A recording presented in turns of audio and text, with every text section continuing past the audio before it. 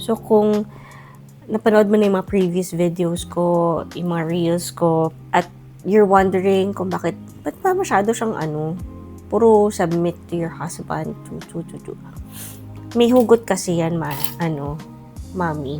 Story time tayo. Yung submit to your husband, verse na yan, I learned it the hard way. 2000 something, kinasal kami ng husband ko. Pareho kami ng work, same industry, same company. Maganda yung run ng career ko dun sa kumpanya na yon, and same with my husband, okay din siya dun. Yung relationship namin sa first 5 years of getting married, kung tutuusin, wala naman talaga dapat kaming problem kasi both of us have stable incomes, tapos wala naman kaming anak pa. So, parang problema lang namin sarili namin. So, back then, it's a tug of war kung sino masusunod. Mind you, yung mga problema namin ito, hindi naman malalaki.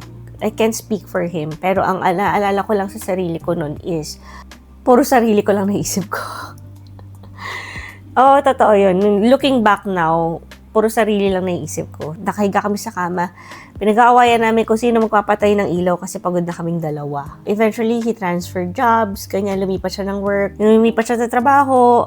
Parang he became close with other people na syempre hindi ko naman din friends. Tapos, na-insecure ako. Yung mga pinagkasalosan ko yung mga babae. Ganyan.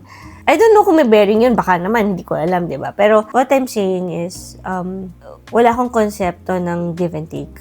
Wala akong konsepto ng submit to your husband, na he's the authority.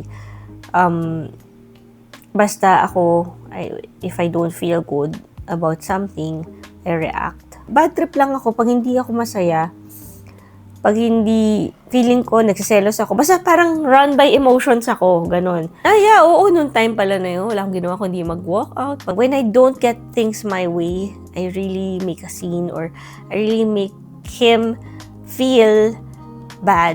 And yun nga, it's all about what I feel. It's all about my happiness. Tapos there are things about him, about his habits, his personality na I don't like.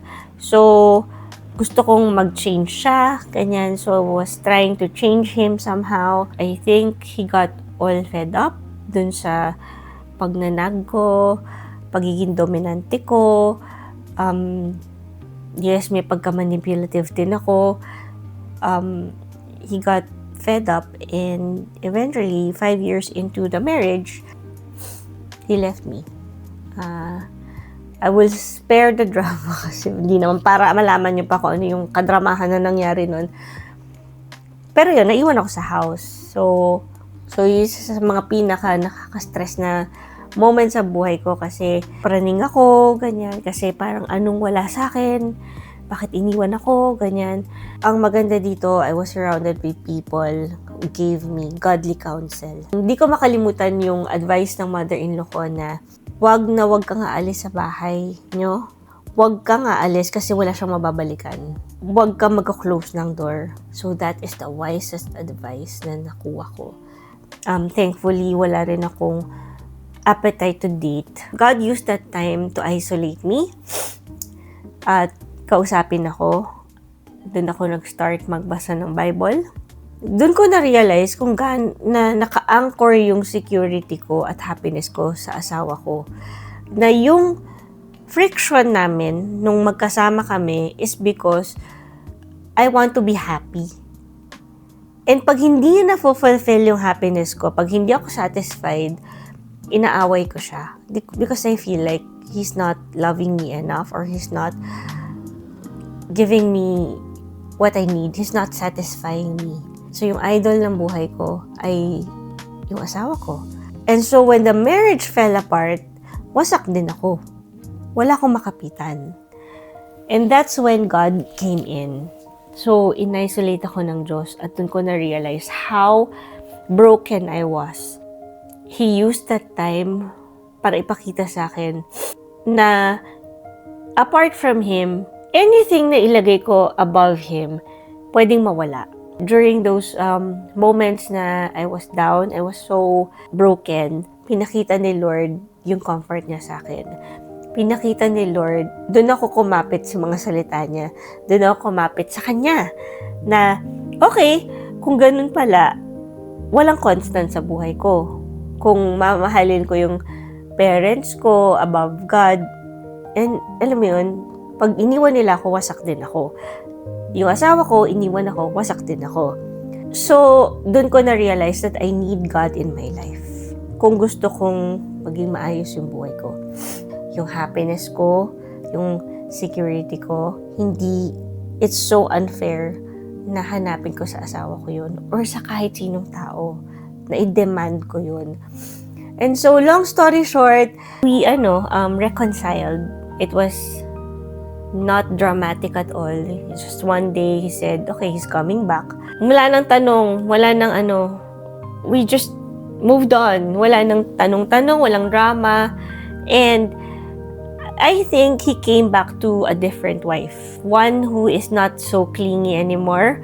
One who is not so insecure anymore. One who is independent in a way na I do not bother him as much. Hindi ko na siya mundo, in short. Kasi dati talaga mababaliw ako eh. Meron akong nahalungkat sa baul na book.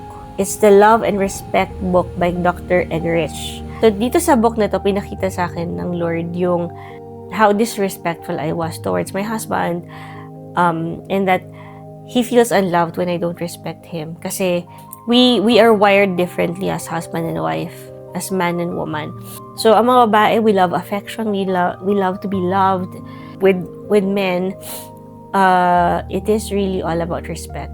Respect is a big deal for them. We are just wired differently. So, nung bumalik si husband sa bahay, somehow dala-dala ko tong mga natutunan ko from the Bible, from that book. Hindi ako perfect, so alam ko may time na nasasabayan ko rin siya, pero there's this knowledge na hindi, it's not worth it. May mga bagay na hindi worth it pagawayan, and that we are a team. If you somehow relate with my story, wag mong hanapin sa iba, hanapin mo sa Lord. Siya ang magpupuno, siya lang ang kaya magpuno ng kakulangan mo. Wag mo hanapin sa asawa mo, dahil siya rin minsan kulang.